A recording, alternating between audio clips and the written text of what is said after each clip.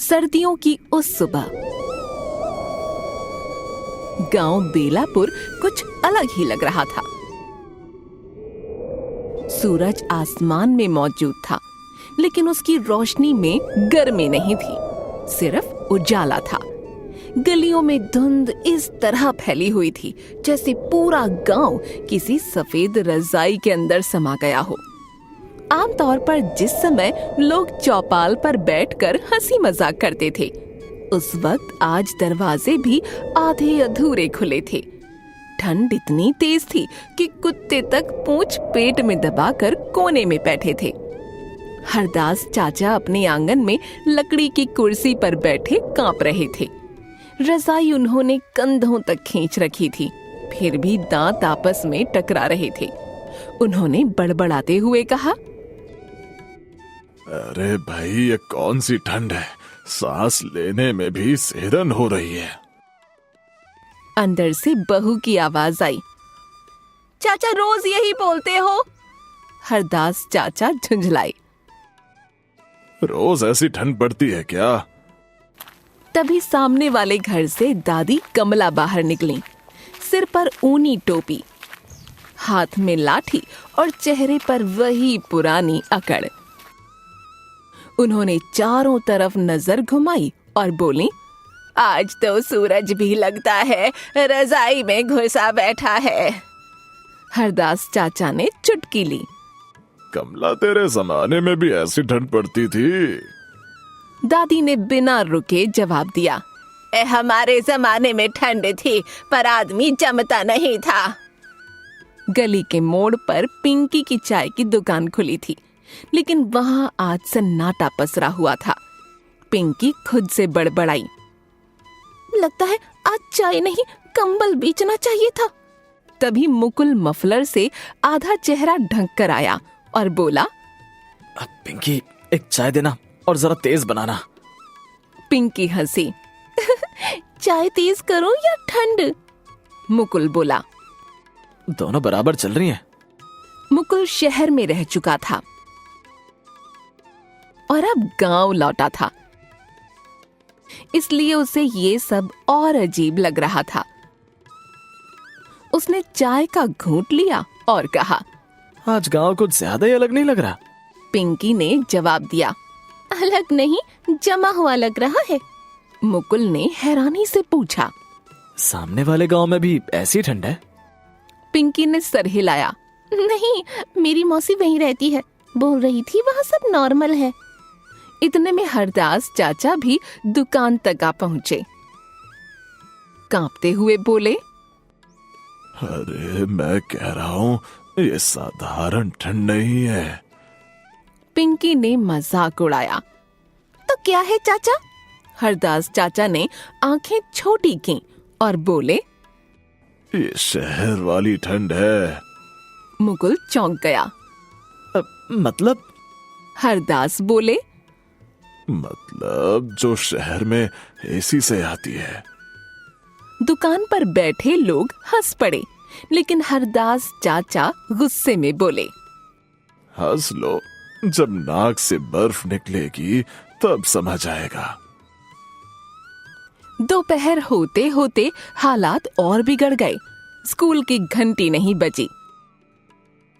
Master जी ने बच्चों को जल्दी घर भेज दिया। खेतों में सन्नाटा पसरा था। एक किसान बोला, आज तो हल भी ठंड से अकड़ गया है। दूसरा बोला, हल नहीं, हम अकड़ गए भाई।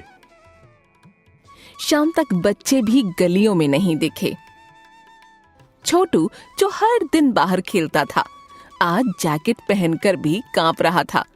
दादी कमला ने उसे टोका, अरे छोटू, आज बाहर काहे घूम रहा है? छोटू ने मासूमियत से कहा, दादी, आज की ठंड अलग है। दादी ने पूछा, अलग? वो कैसे?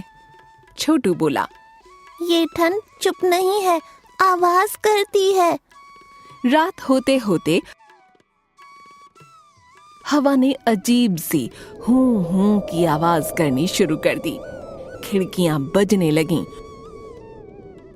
और लोग रजाइयों के अंदर और सिमट गए। हरदास चाचा ने बुदबुदाकर कहा। देखा, मैंने कहा था ना। बहू बोली। चाचा डरिए मत। हरदास बोले। डर नहीं, समझा रहा हूं। मुकुल की नींद उड़ चुकी थी। उसने खिड़की खोली तो ठंडी हवा का तेज झोंका आया, ऐसा जैसे किसी मशीन से छोड़ा गया हो। उसने खुद से कहा, हवा इतनी सीधी कैसे हो सकती है? अगली सुबह गांव में हड़कंप मच गया।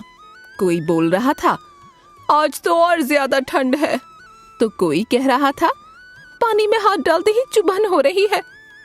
पिंकी ने दुकान से आवाज लगाई, भाई आज चाय के पैसे लगेंगे, शिकायत मुफ्त है। हरदास चाचा फिर बोले।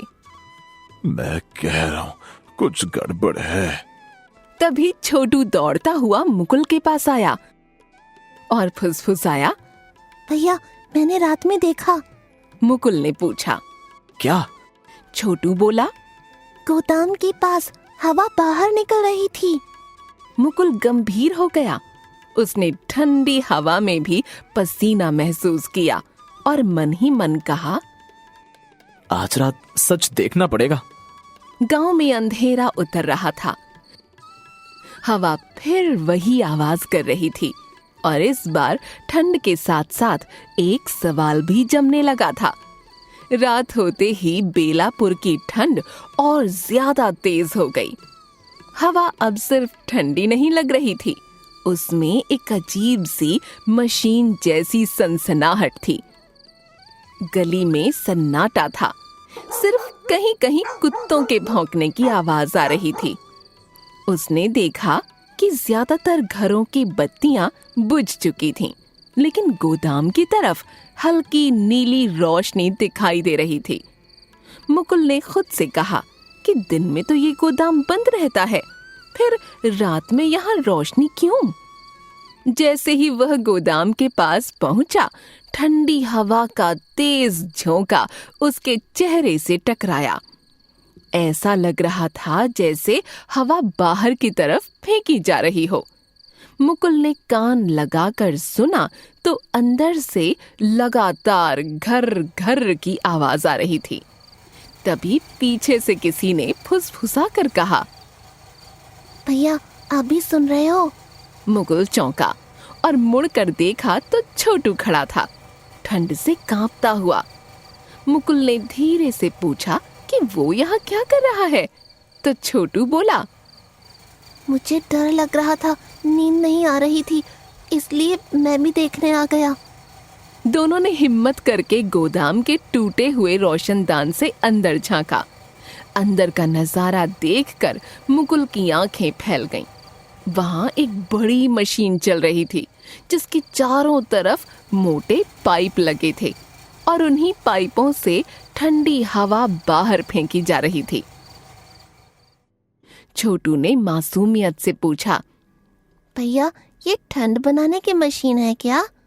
मुकुल ने सिर हिलाया और कहा, हाँ, लेकिन सवाल ये है कि गांव में ऐसी मशीन क्यों? उसी वक्त पीछे से आवाज आई, अरे कौन है वहां? दोनों घबरा गए। गोदाम का चौकीदार लाला सामने खड़ा था, हाथ में टॉर्च लिए। मुकुल ने जल्दी से बहाना बनाया कि उन्हें ठंड की वजह से नींद नहीं आ रही थी और हवा की आवाज सुनकर यहाँ आ गए। लाला ने शक भरी नजरों से देखा और बोला कि यहाँ कुछ नहीं है, जाओ घर। लेकिन उसकी आवाज में खुद भरोसा नहीं था। अगली सुबह गांव में ठंड की चर्चा से ज्यादा गोदाम की चर्चा होने लगी।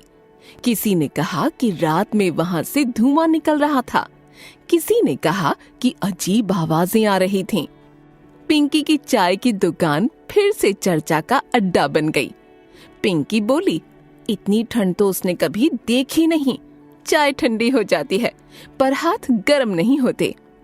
हरदास चाचा ने ठहाके लगाते हुए कहा कि उन्होंने पहले ही कहा था ये शहर वाली ठंड है, अब मान लो। मुकुल भी वहीं बैठा था।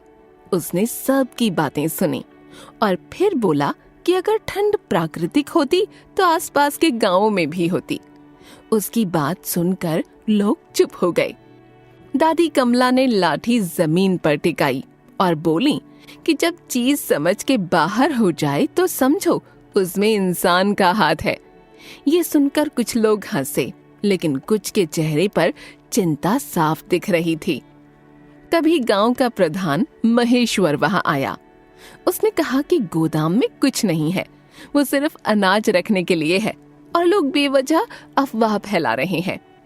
मुकुल ने सवाल किया कि अगर कुछ नहीं है तो रात में वहां से हवा क्यों निकलती है? महेश्वर ने बात टालते हुए कहा कि पुरानी दीवारों से हवा आती होगी। हरदास चाचा ने तंज कसते हुए कहा कि अगर दीवारें हवा बनाती हैं तो उन्हें भी शहर भेज देना चाहिए।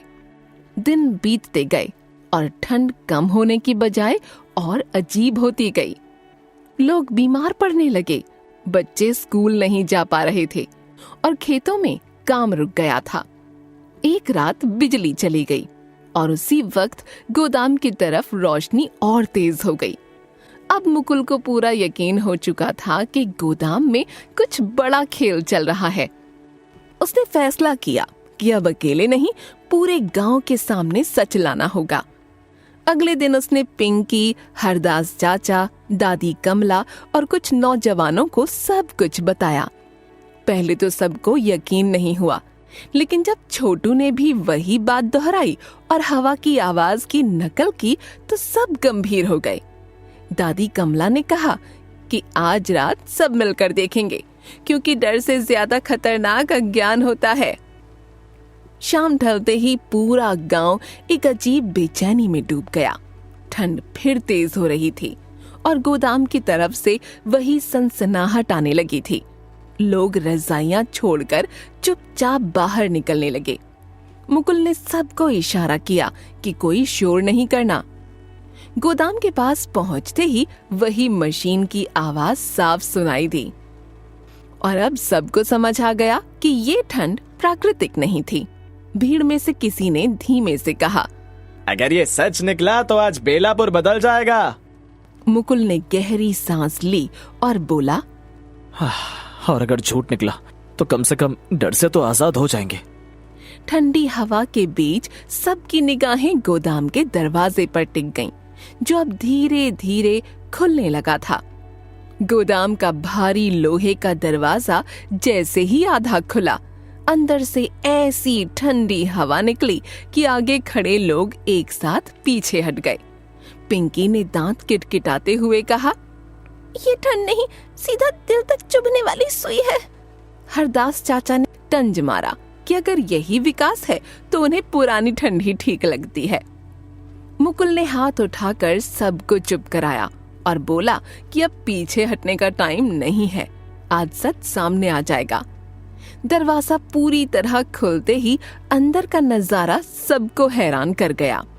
बीच में खड़ी थी एक बड़ी सी चमचमाती मशीन, जिसके चारों तरफ मोटे पाइप फैले थे और पाइपों से निकलती हवा सीधे गांव की तरफ जा रही थी। छोटू ने आंखें फाड़कर पूछा कि क्या यही वो राक्षस है जो ठंड फैला रहा है? दादी कमला ने गंभीर आवाज में कहा, राक्षस लोहे का नहीं होता, लालच का होता है। उसी पल पीछे से तेज आवाज आई कि सब लोग बाहर निकलो, ये सरकारी काम है। सब मुड़े तो देखा प्रधान महेश्वर और उसके साथ शहर से आए 2 आदमी खड़े थे, जिनके चेहरे पर नकली मुस्कान थी। महेश्वर ने बनावटी गुस्से में कहा कि गांव वाले बेवजह डर फैलाकर विकास रोकना चाहते हैं। मुकुल ने पहली बार जोर से जवाब दिया कि अगर ये विकास है तो आधी रात में छुपकर क्यों चल रहा है? एक शहर वाला आदमी आगे बढ़ा और बोला, ये मशीन ठंडा स्टोरेज टेस्ट करने के लिए लगाई गई है, इससे गांव को फायदा होगा। हरदास चाचा ने हंसते हुए पूछा कि किसका फायदा, गांव का या शहर के बिल का? भीड़ में से किसी ने कहा कि अगर फायदा है तो हमें बताया क्यों नहीं? माहौल गर्म हो रहा था, जबकि हवा और ठंडी होती जा रही थी। पिंकी ने अचानक ऊंची आवाज में कहा कि उसकी दुकान की चाय रोज ठंडी हो रही है और ग्राहक भाग रहे हैं, तो उसका नुकसान कौन भरेगा? एक किसान बोला कि उसकी फसल जमने लगी है, बच्चे रो रहे हैं, बुजुर्ग बीमार पड़ रहे हैं। मुकुल ने देखा कि अब डर नहीं, गुस्सा बोल रहा है। दादी कमला ने कहा, बिना पूछे जो किया जाए वो विकास नहीं, जुल्म होता है। महेश्वर हड़बड़ा गया। उसने सफाई दी कि उसे भी पूरा सच नहीं बताया गया था। तभी छोटू आगे आया और बोला, अंकल, अगर ये सब अच्छा है तो इसे दिन में क्यों नहीं चलाते, रात में ही क्यों? इस सवाल ने सबको चुप करा दिया। शहर वाले आदमी ने नजरें चुराईं। मुकुल ने मौका देखकर मशीन के पास जाकर एक लीवर की तरफ इशारा किया और बोला कि अगर ये बंद हो जाए तो क्या होगा। उनमें से एक आदमी चिल्लाया कि हाथ मत लगाना, लेकिन तब तक मुकुल लीवर खींच चुका था। अचानक मशीन की घर घर की आवाज धीमी होने लगी। ठंडी हवा का बहाव कम हुआ और कुछ ही पलों में गोदाम के अंदर सन्नाटा छा गया। बाहर खड़े लोगों ने महसूस किया कि हवा अब उतनी तेज नहीं रही। पिंकी ने हैरानी से कहा कि उसे पहली बार लग रहा है कि उसकी उंगलियां वापस जिंदा हो रही हैं। महेश्वर का चेहरा उतर गया। हरदास चाचा ने मौका देखकर कहा कि मशीन बंद होते ही ठंड भाग गई, मतलब बीमारी का इलाज यही था।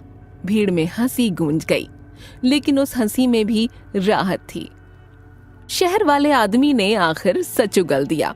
उसने कहा कि कंपनी गांव की जमीन सस्ती दिखाने के लिए यहाँ ठंडा माहौल बना रही थी ताकि लोग परेशान होकर जमीन बेच दें। ये सुनते ही भीड़ में शोर मच गया। मुकुल ने दांत भींचकर कहा कि ये तो ठंड नहीं, साजिश थी। दादी कमला ने कहा, जिसने गांव की हवा खराब करने की सोची उसने अपने ही लिए जहर घोला। प्रधान महेश्वर ने शर्मिंदा होकर सबके सामने माफी मांगी और कहा कि वो अब किसी भी बाहरी आदमी को बिना गांव की सहमति के कुछ नहीं करने देगा। सुबह होते होते गोदाम के बाहर भीड़ कम हो गई। सूरज निकला तो अब ठंड सहने लायक लग रही थी, जैसे गांव ने फिर से अपनी असली सर्दी पाली हो। पिंकी की दुकान पर लोग जमा थे। चाय भाप छोड़ रही थी और हरदास चाचा मजाक कर रहे थे कि आज चाय ठंडी हुई तो वो खुद जिम्मेदार होंगे।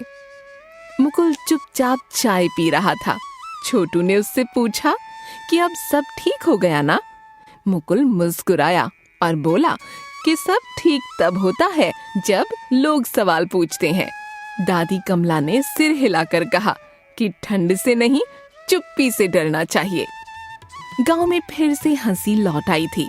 खेतों में लोग काम पर लौटने लगे थे, बच्चे स्कूल की बातें करने लगे थे और बेलापुर ने सीख लिया कि चाहे मौसम कितना भी ठंडा क्यों ना हो, अगर लोग एक साथ खड़े हों तो कोई भी साजिश जम नहीं सकती।